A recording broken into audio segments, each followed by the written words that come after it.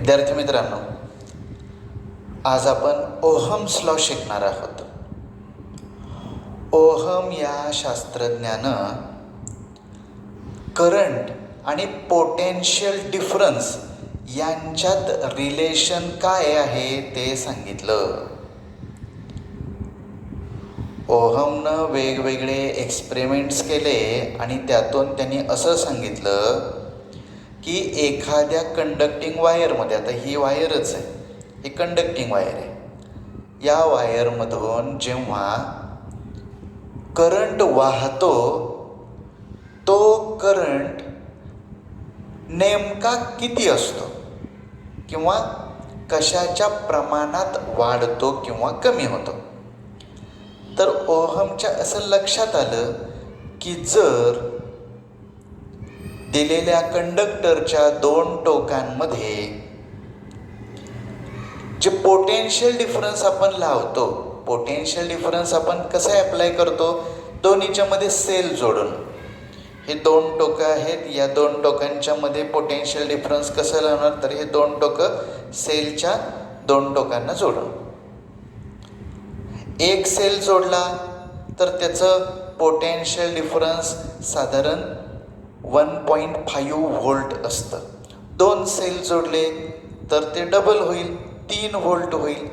3 sale जोडले तर ते पोटेन्शियल डिफरन्स 4.5 व्होल्ट होईल.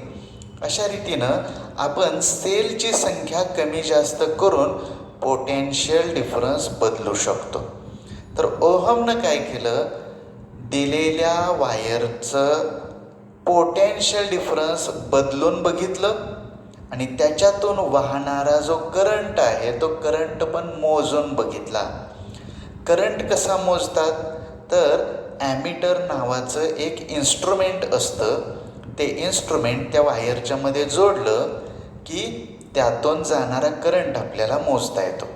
तर ओहमनं काय केलं, पोटेन्शियल डिफरन्स बदलून करंट बदलतोय का ते बघितलं, तर बदलतोय. करंट हा पोटेन्शियल डिफरन्सच्या डायरेक्टली प्रपोर्शनल आहे असं त्याला आढळून आलं. वायरमधून वाहणारा जो करंट आहे तो त्याच्यामध्ये असणाऱ्या पोटेन्शियल डिफरन्सच्या प्रमाणात बदलतो, समप्रमाणात, directly proportional. Current is directly proportional to the potential difference. Potential difference जेवढं जास्त असेल तेवढा करंट जास्त वाहील. आता मी एक साधं उदाहरण देतो तुम्हाला. समजा या बाजूला 100 खुर्च्या आहेत, रिकाम्या खुर्च्या आहेत, आणि या बाजूला 100 लोक आहेत जे उभे आहेत. आणि त्या लोकांना सांगितलंय की तुम्ही इकडं खुर्च्यांमध्ये जाऊन बसू शकताय, फक्त तुम्हाला जायला एक मार्ग आहे, एक छोटा मार्ग दिलेला आहे. आता बघा, जर 100 खुर्च्या असतील आणि इकडं 100 माणसं उभी असतील तर याचा अर्थ आपण असं मानूया की 100 माणसं म्हणजे इलेक्ट्रॉन्स आहेत आणि 100 खुर्च्या म्हणजे पॉझिटिव्ह चार्ज आहे. इलेक्ट्रॉन निघून गेलाय असा ॲटम म्हणजे खुर्ची आहे असं समजूयात. आता इकडं जर 100 खुर्च्या असतील तर त्याचा अर्थ 100 पॉझिटिव्ह चार्ज आहे. इकडे 100 माणसं उभी आहेत याचा अर्थ 100 निगेटिव्ह चार्ज आहेत. काय होईल, ही माणसं पटकन पळत पळत जाऊन त्या खुर्च्यांवर बसतील की नाही. म्हणजे लोकांचं जाण्याचं प्रमाण जर आपण बघितलं, इकडून इकडं लोक जाणं, एका सेकंदात किती लोक जात आहेत हे बघणं म्हणजेच करंट मोजल्यासारखं आहे. करंट म्हणजे काय, एका सेकंदात एखाद्या ठिकाणाहून पुढं जाणाऱ्या चार्जची संख्या म्हणजे करंट असतो. इथं आपण माणसांचं उदाहरण घेतलंय. आता मला सांगा, इकडं 100 खुर्च्या रिकाम्या आहेत म्हणून इकडून 100 माणसं अतिशय वेगानं जातील. पण जर इकडं एकच खुर्ची रिकामी असेल आणि इकडे एखादाच माणूस जर उभा असेल तर एका सेकंदाला इकडून इकडं जाणाऱ्या माणसांची संख्या कशी राहील, कमी राहील. म्हणजे करंट कमी असेल. पोटेन्शियल डिफरन्स जेवढा जास्त तेवढा करंट जास्त वाहत असतो. पोटेन्शियल डिफरन्स जसा कमी होईल तसं करंट वाहण्याचं प्रमाण कमी होत जातं. लक्षात येते का बघा. तर ओहमनं हेच सांगितलं. ओहमनं काय सांगितलं की पोटेन्शियल डिफरन्स जेवढं असतं त्याच्या प्रमाणात करंट वाहत असतो. जास्त पोटेन्शियल डिफरन्स असेल तर जास्त करंट वाहील, कमी पोटेन्शियल डिफरन्स असेल तर कमी करंट वाहील. म्हणजे current is directly proportional to the potential difference. Current is directly proportional to the potential difference. फक्त ह्यात एक कंडिशन आहे, एक अट आहे. कोणती अट? तर त्या कंडक्टिंग वायरची फिजिकल स्टेट ही नेहमी सेम असली पाहिजे. If the physical state of the conductor remains constant, ही अट आहे. Physical state of conductor remains constant म्हणजे काय? आता हा कंडक्टर आहे, याची फिजिकल स्टेट म्हणजे काय असू शकतं? याचं टेम्परेचर असू शकतं, याची लांबी असू शकते, याची जाडी असू शकते. बरोबर आहे का? आणि सगळ्यात महत्त्वाचं म्हणजे यात कोणत्या धातूची तार आहे त्याच्यावर पण अवलंबून असते. फिजिकल स्टेट म्हणजे टेम्परेचर असेल, फिजिकल स्टेट म्हणजे त्या पदार्थाची डेन्सिटी असू शकते, फिजिकल स्टेट म्हणजे त्या पदार्थाची लांबी असू शकते, जाडी असू शकते, आणि सगळ्यात महत्त्वाचं काय? मटेरियल. म्हणजे जर तुम्ही 1 फूट लांबीची कॉपर वायर घेतली आणि 1 फूट लांबीची ॲल्युमिनियम वायर घेतली तर दोघांमधून वाहणारा करंट वेगळा वेगळा असू शकतो. जरी तुम्ही दोन्ही वायर्सना लावलेलं पोटेन्शियल डिफरन्स म्हणजे दोन्हीला जोडलेल्या सेलची संख्या सेमच जर ठेवली असेल तर आपल्याला वाटेल की जर दोन्हीला पण 2-2 सेल जोडलेत म्हणजे पोटेन्शियल डिफरन्स सेम आहे. दोन्ही वायरमधून, कॉपरमधून आणि ॲल्युमिनियममधून same amount of current pass होईल तर तसं नाही. कॉपरमधून थोडा जास्त करंट वाहतो, ॲल्युमिनियममधून थोडा कमी करंट वाहतो. का? तर ते कॉपर आहे, हे ॲल्युमिनियम आहे, त्याचा मूळ पदार्थच वेगळा आहे ना. बरोबर आहे का? तर फिजिकल स्टेट जर बदलत नसेल म्हणजे कॉपरची वायरच घ्या आणि 1 सेल जोडून बघा, 2 सेल जोडून बघा, 3 सेल जोडून बघा, 4 सेल जोडून बघा, वायर कॉपरचीच आहे, पण तुम्ही सेलची संख्या बदलत जावा तर तुम्हाला अगदी त्याच पटीमध्ये, त्याच प्रमाणामध्ये करंटही बदललेला आढळून येईल. समप्रमाणात, डायरेक्टली प्रपोर्शनल. लक्षात येते? स्टेटमेंट बघा. If the physical state of the conductor remains constant then the current flowing through the conductor is directly proportional to the potential difference applied across its 2 terminals. काय म्हटले? Physical state of the conductor remains constant. जर physical state same राहत असेल तर काय?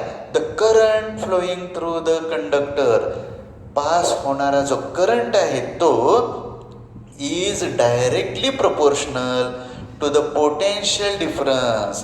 Current हा directly proportional असतो. कशाशी डायरेक्टली प्रपोर्शनल असतो? तर पोटेन्शियल डिफरन्सशी. Potential difference applied across its 2 terminals. Terminals म्हणजे टोक.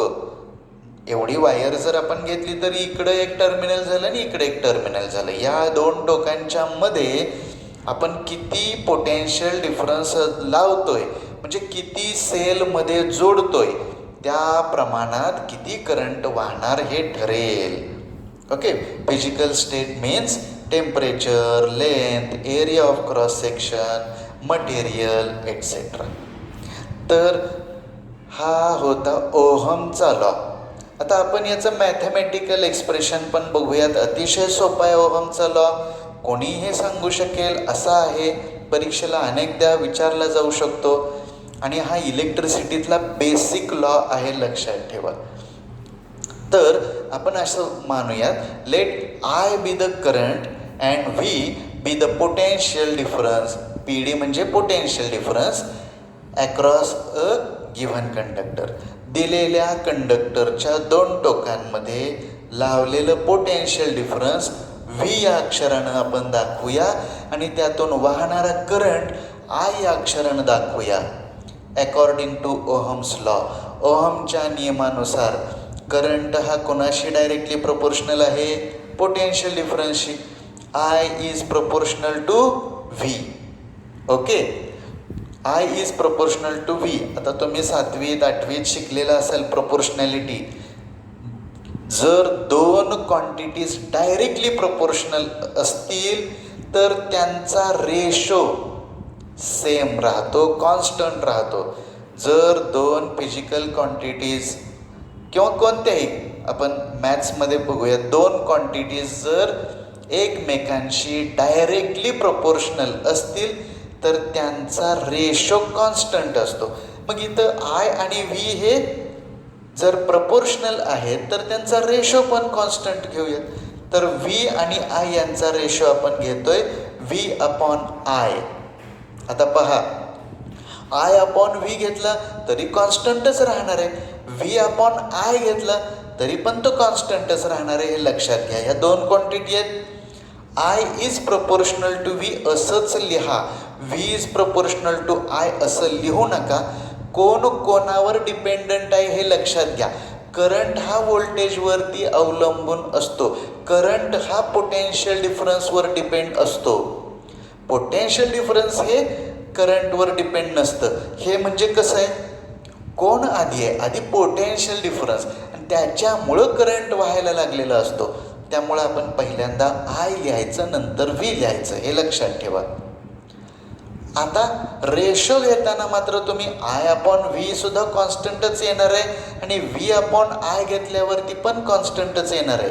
पण इथं व्ही अपॉन आय हा रेशो आपण घेतलेला आहे, तो कॉन्स्टंट आहे आणि ह्या रेशोची जी काही किंमत आहे तिला आपण एक लेटर डिनोट केलेलं आहे आर. आरला नावही दिलं आहे रेझिस्टन्स. व्होल्टेज आणि करंट यांचा जो रेशो येतो, पोटेन्शियल डिफरन्स आणि करंट यांचा जो रेशो आहे तो कॉन्स्टंट राहतो. हा कॉन्स्टंट रेशो त्याला रेझिस्टन्स असं म्हणतात. आय अपॉन व्हीला रेझिस्टन्स नाही म्हणायचं, व्ही अपॉन आयलाच रेझिस्टन्स असं म्हणायचं आहे. म्हणून V upon I is equal to R, where R is constant known as resistance. लक्षात ठेवा, V upon I is equal to R. Voltage आणि करंट यांचा जो रेशो आहे, व्होल्टेजला करंटनं डिव्हाइड केल्यानंतर जे आन्सर येतं त्याला म्हणायचं resistance, resistance R.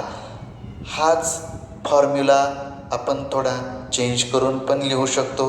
V is equal to I R किंवा R is equal to V upon I असंही आपण लिहू शकतो.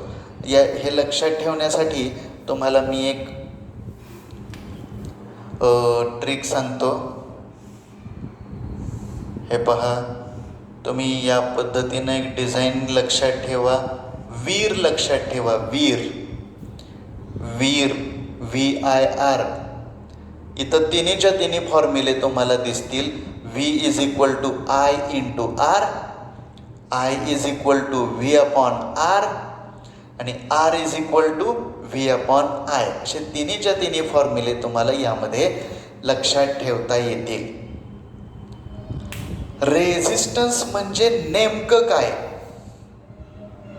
तर जरी आता मॅथमॅटिकली रेझिस्टन्स म्हणजे पोटेन्शियल डिफरन्स आणि करंट यांचा रेशो असला तरी प्रॅक्टिकली रेझिस्टन्स म्हणजे काय? तर करंटला त्या पदार्थामधून वाहताना होणारा विरोध. ही वायर आहे. ह्या वायरमधून जेव्हा करंट वाहत असतो तेव्हा तो करंट वाहणं म्हणजे कोण वाहत आहे? इलेक्ट्रॉन वाहत आहेत. हे कण आहेत. कणांना पुढं जायचं आहे.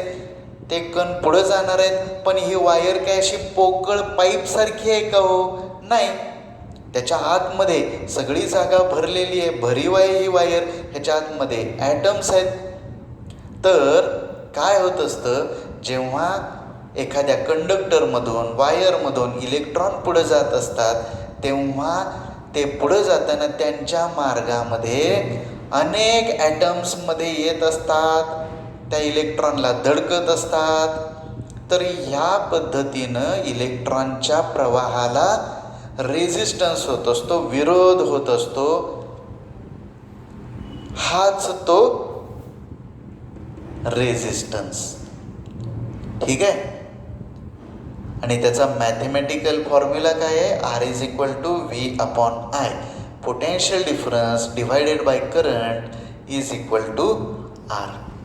आपण रेझिस्टन्सबद्दल आणखीन माहिती पुढच्या लेक्चरमध्ये घेऊयात. Okay, bye.